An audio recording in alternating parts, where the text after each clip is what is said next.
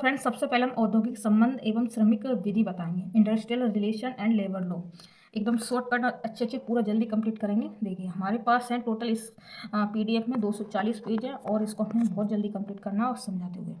सो यहाँ पर आपको देखने को मिलेगा 20वीं शताब्दी में विधि शास्त्र की एक शाखा के रूप में औद्योगिक विधि शास्त्र का विकास हुआ था।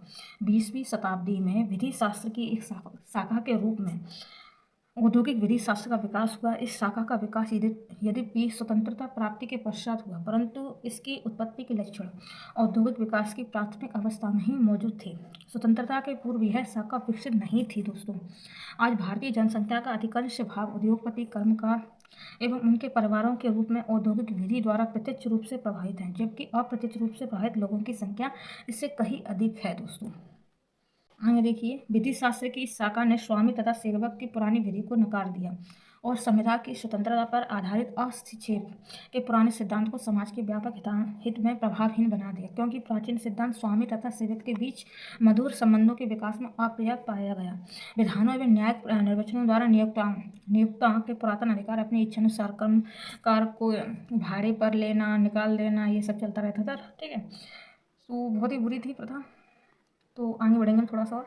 सो फ्रेंड्स, आगे देखिए, देखिए, स्वामी एवं सेवक के बीच हुए संघर्ष के कारण कुछ सिद्धांतों का जन्म हुआ, जिन्हें विश्व के समस्त विकसित देशों में मूलभूत सिद्धांत के रूप में स्वीकारा गया है। दोस्तों, सबसे पहले आप देखिए, आर्थिक संघर्ष अवश्य भावी इस तत्व को स्वीकारना। ठीक है, हस्तक्षेप से कल्याणकारी राज्य में परिवर्तन। दोस्तों, और आगे देखिए, त्रिपक्षीय कई बार एग्जाम में फंसेगा ये। देखिए, त्रिपक्षीय का मतलब होता है इसमें कर्मकार शामिल होता है, इसमें नियोजक शामिल होता है, इसमें सरकार शामिल होता है। ठीक है, तो कौन कौन से कर्मकार, नियोजक तथा सरकार समझौता वार्ता। ठीक है, कर्मकारों का सम्मिलित होकर संस्था या संघ बनाने का अधिकार है इसमें। और सेवा शर्तों और अधिक उपयुक्त बनाने हेतु सामूहिक रूप से सौदेबाजी करने का कर्मकारों का अधिकार है। राज्य सामाजिक हितों के रक्षक के रूप में। ठीक है, राज्य के विधानों से न्यूनतम मानदंडों की प्रत्याभूति होनी चाहिए। सब भारतीय संविधान को औद्योगिक विधि शास्त्र के विकास का श्रेय जाता है। ठीक है, तो ऐसे पूछ लिया तो आप भारतीय संविधान को टिक करना है। ठीक है, जिनसे औद्योगिक संबंध को लोगों के सामने रखा गया है। भारतीय संसद एवं भारतीय उच्चतम न्यायालय ने भी औद्योगिक विधि शास्त्र के विकास में अपना योगदान दिया है। दोस्तों, ठीक है, ये मैंने आपको बता दिया। अब देखिए, भारत में श्रम नीति। स्वतंत्रता प्राप्ति के पश्चात ऐसी श्रम नीति का निर्माण किया गया जो कर्मकारों में आत्मविश्वास पैदा कर सके, जिसे त्रिपक्षीय श्रम नीति कहते हैं। ठीक है, श्रम नीति कौन सी? त्रिपक्षीय मैंने अभी बताया, जस्ट के नाम से जाना जाता है। इस त्रिपक्षीय नीति में 3 पार्टियां हैं। ठीक है, व्यवसाय संघ जो कर्मकारों का प्रतिनिधित्व करती हैं। ठीक है, व्यवसाय संघ क्या है? कर्मकारों का प्रतिनिधित्व करती है। ठीक है, नियोजक तथा सरकार। अब देखिए, इस प्रकार के प्रयास में प्रतिनिधि का कार्य सलाह सुझाव लेना तक ही सीमित था, कि तीनों पक्षों में सरकार का कार्य अधिक महत्वपूर्ण था। ठीक है, अब ये तीनों पक्ष तो सबसे मोस्ट इंपॉर्टेंट है सरकार का। ठीक है, अब देखिए, वार्षिक श्रम सम्मेलन में कर्मकारों को प्रबंध में भागीदारी बनाने, कर्मकारों की शिक्षा, कर्मकार समिति तथा न्यूनतम मंजूरी जैसे विधानों पर बल दिया गया है। सन 1958 में 16वें श्रम सम्मेलन, ठीक है, 16वें श्रम सम्मेलन में एक निर्णय के तहत उद्योग में अनुशासन संहिता के प्रयोग को स्वीकारा गया है। इसके तहत अपीड़न तथा उत्पीड़न जैसी क्रियाओं का सहारा न लिया जाए एवं अंशतः हड़ताल या तालाबंदी को त्याग कर शिकायत प्रक्रिया को स्वीकारा जाए। ठीक है, अब हम लोग बहुत परेशान दुखी हो जाते तो हम लोग तालाबंदी कर देते, तो वो सब हड़ताल वगैरह ना कर शिकायत प्रक्रिया। ठीक है, हम लोग कोई लेटर लिख के अपने सरकार को कुछ भी भेज सकते। ठीक है, शिकायत ऐसा ठीक रहता है। अगर इसमें करें तो हमारा ही घाटा, हमारे कोई आएगा ही नहीं, सामने नहीं बचेगा ऐसा। ठीक है, अब आगे बढ़ेंगे। देखिए, त्रिपक्षीय श्रम नीति एक ऐसी प्रणाली है जो श्रम एवं पूंजी के बीच निहित, ध्यान से सुनना, श्रम एवं पूंजी के बीच निहित हितों के पहचान पर बल देती। कौन सी? त्रिपक्षीय श्रम नीति। ठीक है, उत्पादन तथा राष्ट्रीय अर्थव्यवस्था के निर्माण में पूंजी एवं श्रम दोनों एक दूसरे के भागीदार हैं। श्रम नीति इस तथ्य पर आगे बढ़ी है कि पूरे समाज तथा कर्मकारों को आर्थिक लाभ का उचित अंश मिल रहा है अथवा नहीं। इसी विचारधारा को ध्यान में रखकर बोनस भुगतान अधिनियम 1965 को संसद में पारित किया गया था, जिसमें कर्मकारों के बोनस संबंधी नियम है। ठीक है, तो इसको याद रखना आप, मोस्ट इंपॉर्टेंट है। तो आगे बढ़ेंगे। देखिए, भारतीय श्रम नीति के प्रमुख अवयव निम्नलिखित हैं। राज्य को परिवर्तन एवं कल्याणकारी कार्यक्रमों के लिए उत्प्रेरक तथा सामुदायिक हितों को अभिरक्षक के रूप में मान्यता देना, अन्याय की स्थिति में कर्मकारों के शांतिपूर्ण विरोध प्रदर्शन के अधिकार को मान्यता देना, कर्मकार की स्थिति को ऊंचा उठाना, त्रिपक्षीय सलाह मशविरा करना, औद्योगिक शांति स्थापना को प्राथमिकता देना, नियोजक एवं नियोजित के बीच भागीदारी को बढ़ावा देना, उचित मंजूरी मानदंड एवं सामाजिक सुरक्षा सुनिश्चित करना, आपसी समझौते, सामूहिक सौदेबाजी एवं ऐच्छिक विभाजन को प्रोत्साहन देना। देना। कमजोर पक्ष को उचित उपचार दिलाने हेतु राज्य द्वारा हस्तक्षेप होना चाहिए, ठीक है, ये भी सब। उत्पादन एवं उत्पादकता को बढ़ावा देना, विधानों का समुचित प्रवर्तन, ये सब। अब देखेंगे भारत में औद्योगिक क्रांति। देखिए, विश्व के अन्य देशों की तरह भारत में भी औद्योगिकरण का तात्पर्य है कि उद्योग धंधों के विकास से है, ठीक है, जिसमें स्वामी एवं सेवक के बीच विभिन्न परिस्थितियों में विभिन्न प्रकार के संबंध होते हैं। उद्योग धंधों की पुनर्स्थापना के परिणाम स्वरूप उत्पादकों के कुछ निश्चित स्थानों पर एकत्र होने के कारण यहाँ मजदूरों की संख्या में वृद्धि हुई है। गाँव में रहने वाले कर्मकार गाँव में आजीविका के अभाव के कारण औद्योगिक क्षेत्र की ओर पलायन करने लगे हैं। फलस्वरूप देहाती हथकरघे उद्योग धीरे धीरे समाप्त होने लगे और इससे तैयार सामान, मशीनों से तैयार सामान तुलनात्मक रूप में सस्ते एवं अच्छे साबित हुए। तो ये सब फ्रेंड्स, ठीक है, आगे बढ़ेंगे। औद्योगिकरण की बुराइयां देखिए, कुछ अंतर्निहित बुराइयां थीं जिन्हें दो भागों में हम बांट सकते हैं, ठीक है। औद्योगिकरण की बुराइयां ध्यान से सुनना। देखिए, आर्थिक बुराइयां। सबसे पहले कारखाना पद्धति में कर्मकारों को दी जाने वाली मजदूरी न्यूनतम आवश्यकता की पूर्ति के लिए अपर्याप्त है। बहुत कम पैसे मिलते हैं कारखानों में काम करने वाले मजदूरों को, ठीक है। आगे बढ़ेंगे, यही सब बता रहे हैं इसमें। आगे देखिए, हथकरघा पद्धति में शिल्पकार को वस्तु बनाने में मनोवैज्ञानिक असंतोष होता था, जबकि कारखाना पद्धति में वह मशीन का एक उपकरण मात्र बन रह गया है। जैसी मशीन होगी वो वैसे ही बनाता चला जाएगा, ठीक है। हथकरघा हम लोग अपने मन से सोचते हैं, अपने मन क्या करते थे, ऐसे करके, ठीक है। तो ये सब बुराइयां हैं। प्रारंभ में कर्मखानों की नियुक्तियां सुरक्षित नहीं थी दोस्तों, ये सब, ठीक है। आगे देखें, सामाजिक बुराइयां। ये मैंने आपको बताई थी आर्थिक बुराइयां। अब सामाजिक बुराइयां आप ध्यान से देखना। कम मंजूरी पाने से कर्मकारों का जीवन यापन मुश्किल हो रहा है, अतः उनकी पत्नियां एवं बच्चे भी कारखानों में कार्य करने लगे। जैसे कि एक आदमी है, अब उसको मन नहीं हो पा रहा, उसका काम पूरा अच्छे से, पैसे भी नहीं मिल पा रहे, तो उसके मतलब उसकी पत्नी भी आ गई और बच्चे भी लग गए काम करने में, ये सब, ठीक है, ये सब चल रहा है। आगे देखिए, गाँव से शहर की ओर शिल्पकारों के पलायन से शहरी आबादी बढ़ने लगी तथा आवास की कमी से गंदी बस्तियों का विकास हुआ। ये सब कारखानों में बड़ी दुर्घटना का होना साधारण बात हो गई है। ये सब कारखाने की कार्यप्रणाली में मजदूरों को बहुत लंबे समय तक कार्य करना पड़ रहा है, बहुत खतरनाक था तथा उनके विश्राम और मनोरंजन की कोई व्यवस्था नहीं होती, बस बेचारे काम करते रहते हैं, बस ये सब आप ध्यान से आपने समझ लिया। अब आपको चीज़ें याद हो गई हैं। आर्थिक बताया मैंने, एक सामाजिक बुराइयां बताई थी, किसकी मैंने बताई थी आपको दोस्तों, मैंने भारत में औद्योगिक क्रांति वगैरह मैंने आपको पढ़ाया था, ठीक है। औद्योगिकरण की बुराइयां बताई थी, जिसमें मैंने आर्थिक बुराइयां बताई दोस्तों और सामाजिक बताई, ठीक है। तो यही सब आपको चलेगा। आगे देखेंगे श्रम समस्या। अब देखिए, श्रम समस्याओं ने समाज के लिए एक नई समस्या उत्पन्न कर दी, जिनका समाधान करना आवश्यक है। नियोजक अपना ध्यान अपनी मशीनों एवं तकनीकी ज्ञान पर ही केंद्रित रखते थे और मानवीय श्रम को कोई महत्व नहीं देते थे, क्योंकि वे उसे आसानी से प्राप्त कर सकते थे। कर्मकार जो कि गरीब एवं अशिक्षित थे, ठीक है, कर्मकार, ठीक है। अब देखिए, अपने अधिकारों के प्रति अनभिज्ञ भी थे। इनकी सामाजिक आर्थिक स्थिति नियोजक की हैसियत से काफ़ी नीचे थी, ये सब, ठीक है। आगे बढ़ेंगे। यहाँ पर एग्जाम्पल देखिए, भारत सेवक समाज सेवा लीग तथा कुछ औद्योगिक सामाजिक कार्यकर्ताओं ने भी इन बुराइयों के विरोध में आवाज़ उठाई है। कौन कौन सा? देखिए, भारत सेवक समाज सेवा लीग तथा कुछ औद्योगिक सामाजिक कार्यकर्ताओं ने भी इन बुराइयों के विरोध में आवाज़ उठाई है। इन परिस्थितियों में कुछ नियोजक ने भी इन समस्याओं की गंभीरता को महसूस किया, इन्हें कम करने की तरफ ध्यान भी दिया है, ठीक है। अब देखेंगे, ये मैंने आपको बता दिया दोस्तों, आगे तक बताएंगे आपको। देखिए, हमारा संविधान सामाजिक न्याय की गारंटी देता है, ठीक है, इसको ध्यान से समझना। सामाजिक न्याय का अर्थ सामाजिक आर्थिक उद्देश्यों की प्राप्ति से है। सामाजिक अभियंत्रण तथा सामाजिक कार्यकलापों में विधि की इस शाखा ने जितनी महत्वपूर्ण भूमिका अदा की है, उतनी ही किसी अन्य शाखा ने नहीं की है, ठीक है, इस बात को याद रखना। यहीं पर औद्योगिक विधि की अन्य विधाओं से स्वयं को अलग करती है और अपनी अभिव्यक्ति के लिए एक सर्वथा नवीन विधि शास्त्र के विकास की प्रतीक्षा कर रही है, ठीक है, ये बात आपको याद रखनी है। आगे देखिए, औद्योगिक शांति एवं सामंजस्य। औद्योगिक शांति का अर्थ है नकारात्मक एवं संगति। नकारात्मक एवं संगति, औद्योगिक शांति एवं सामंजस्य का अर्थ है, ठीक है, नकारात्मक एवं संगति, ठीक है। यह कलह एवं संघर्ष क्षमता पर बल देता है। यह कलह एवं संघर्ष क्षमता पर बल देता है। औद्योगिक सामंजस्य का अर्थ है स्वीकारात्मक एवं विस्तृत, जो समय, सहयोग तथा नियोजक एवं नियोजित के मध्य भागीदारी पर बल देता है। किसी भी देश की आर्थिक प्रगति के लिए औद्योगिक सामंजस्य का होना अत्यंत आवश्यक है। आर्थिक प्रगति औद्योगिक सामंजस्य एवं औद्योगिक शांति पर होती है, ठीक है। आप देखेंगे, औद्योगिक संबंध। छोटे रूप में उद्योग एक सामाजिक संसार है। किसी भी देश की आर्थिक स्थिति उसके उद्योग संबंध पर निर्भर करती है। अपनी भौतिक आवश्यकता की पूर्ति हेतु प्रत्येक व्यक्ति को अपने वातावरण से संघर्ष करना पड़ता है। औद्योगिक क्रांति असंतुलन पैदा करती है, क्योंकि वह उद्योग में कार्यरत लोगों के हितों और अधिकारों को बुरी तरह कुचलती रहती है, परंतु उसे नियंत्रित नहीं करती। यह धन के वितरण में विषमता का कारण बनती है, क्योंकि उत्पादन के साधनों पर समाज के प्रमुख लोगों का नियंत्रण रहता है। ये सब दोस्तों, ठीक है।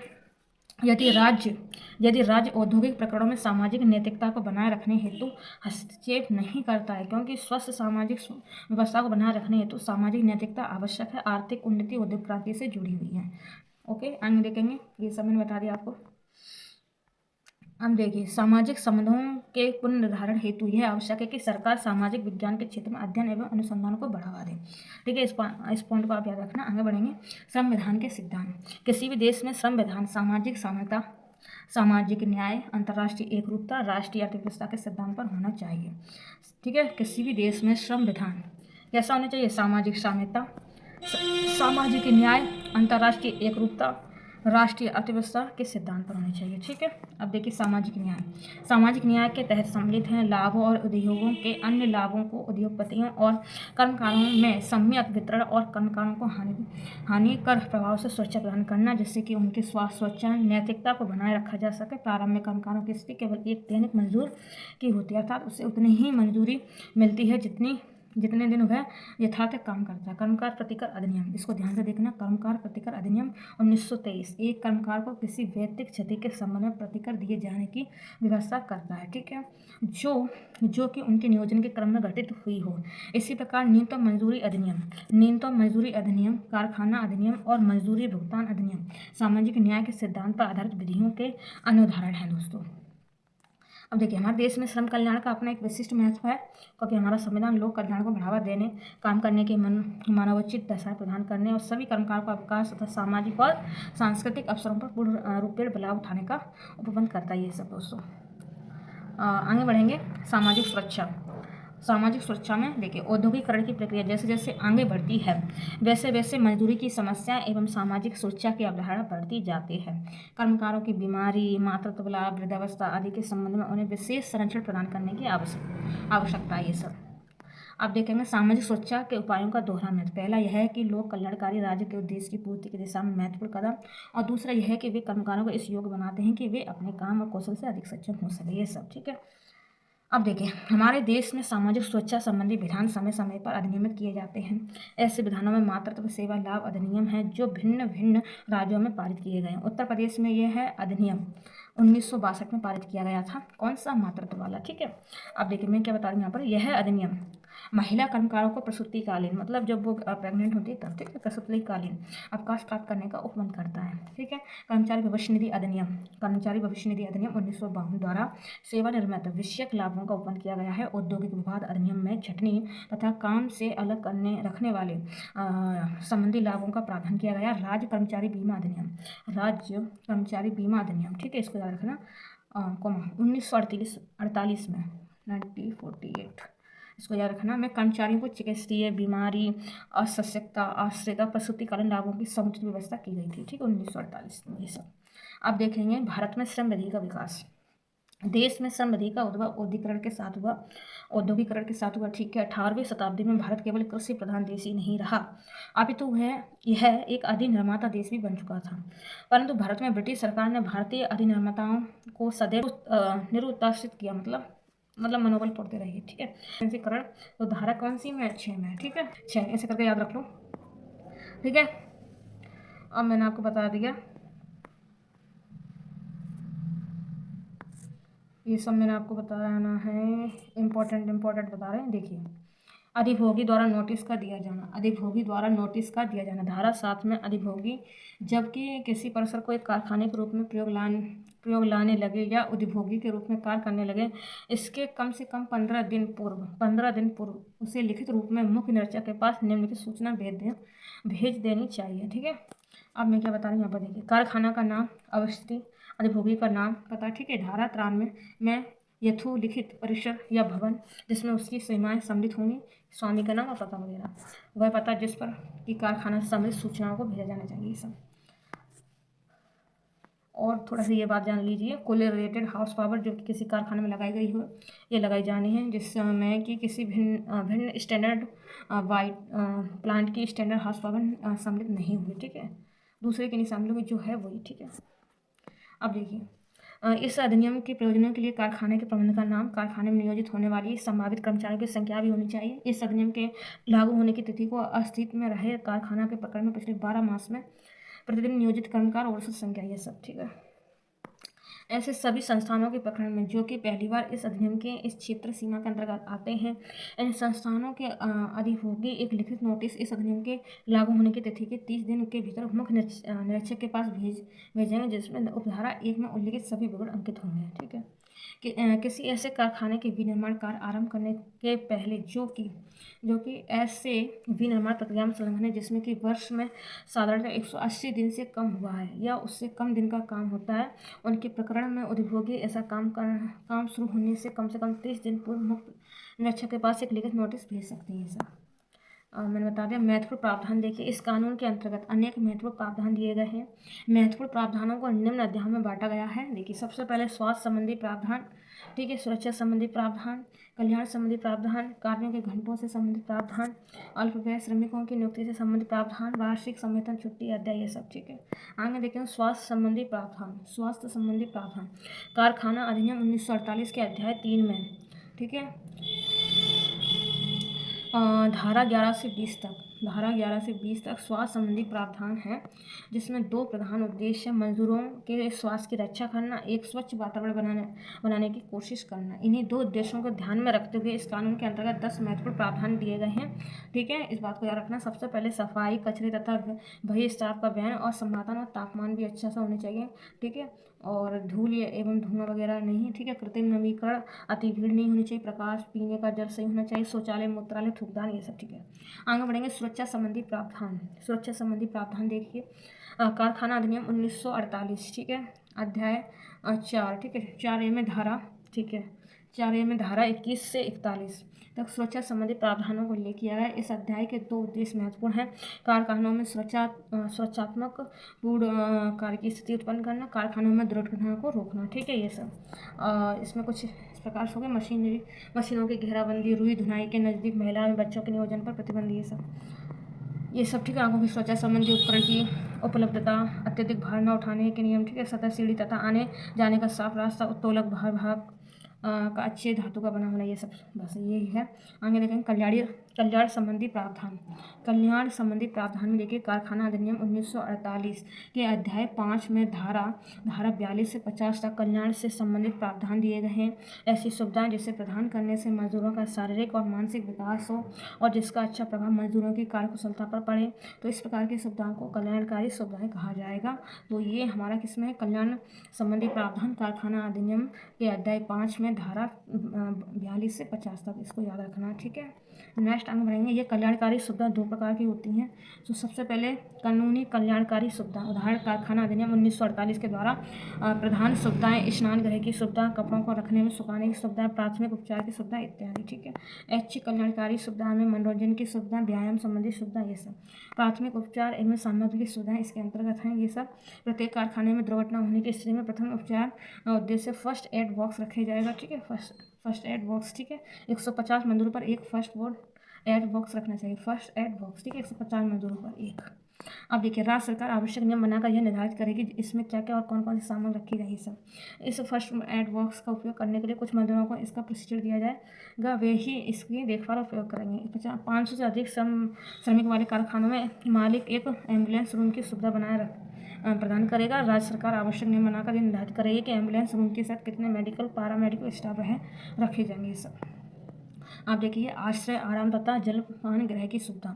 कम से कम 150 श्रमिक कार्य कर रहे हो उस कारखाने के मालिक एक ऐसे स्थान की सुविधा प्रदान करेगा जहाँ मजदूर मध्यांतर के समय आकर थोड़ी देर बैठकर आराम तथा घर से लाए भोजन को खा सके, ये सब। ठीक है। अब देखेंगे हम थोड़ा सा